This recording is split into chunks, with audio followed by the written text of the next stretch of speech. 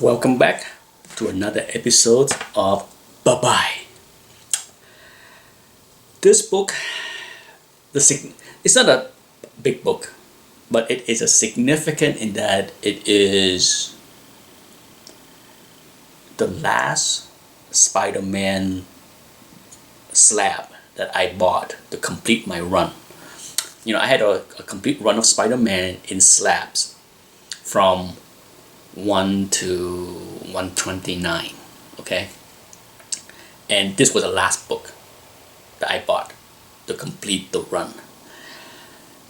The reason why it's the last one because I care for it the least, okay? It's this book, okay? Not one of my favorite cover of any sort as far as early Steve Ditko Spider-Man. So for a long time, well, it was the last one, so that gives you an idea of how much I didn't really care for it. It was a run complete this, so for me at that point when I got everything else, this was the last book. But the significance about this book is after I bought this book and complete this run, that was one of the beginning point of me saying, do I want to collect slab anymore? Okay, so yeah, this slab was one of the last slab, if not the last, that I bought.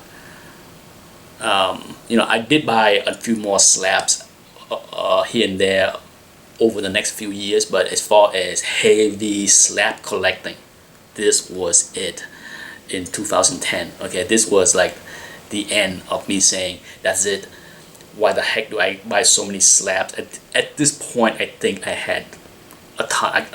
I don't want to count on how many slabs I had, but it was taking up so much space. And the act of completing this run in slab was anticlimactic. I'm sure for many people, the chase is always a lot more fun, right? For a lot of people, a big part of this hobby is the chase. And once the chase is over, for some people, it's kind of like anticlimactic. I would use the word let down, because it's not a let down. It's just that, after I complete this task, it was, what next? What's next, right? Do I want to extend the run to include more issue from 120, from 130 to 150 to whatever? It didn't make sense, okay?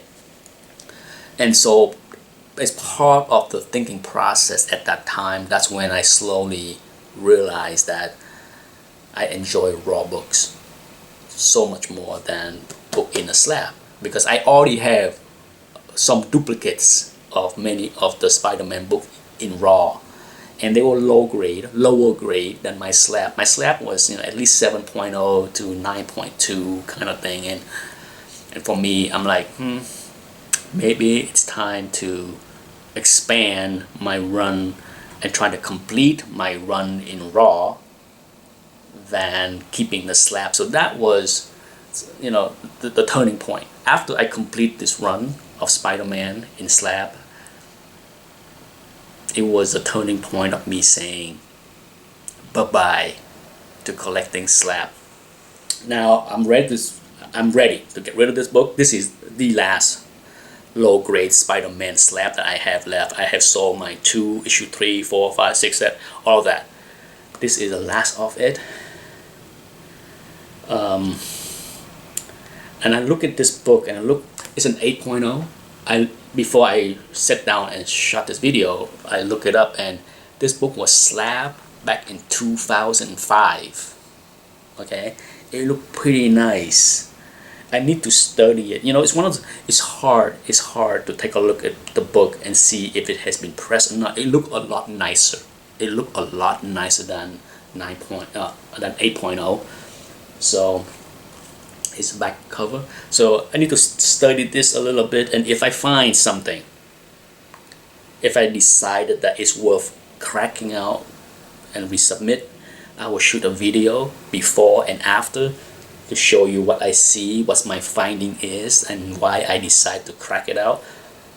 Even if I decide not to crack it out, I might shoot a video just to show you how I found certain things here that make me decide that it was not worth cracking out to resubmit. So look for that video down the road, because I am ready. I am ready to submit this book, consign this book to comiclink. I'm shooting this video at the end of June, so the July auction will kick off shortly. So if I submit this book, then it will take some time to get back from CGC, right? But if I don't crack this thing out, I will probably submit this quickly to be in the August auction or September at the latest. Anyhow, until the next bye-bye. Thanks for watching. Bye-bye.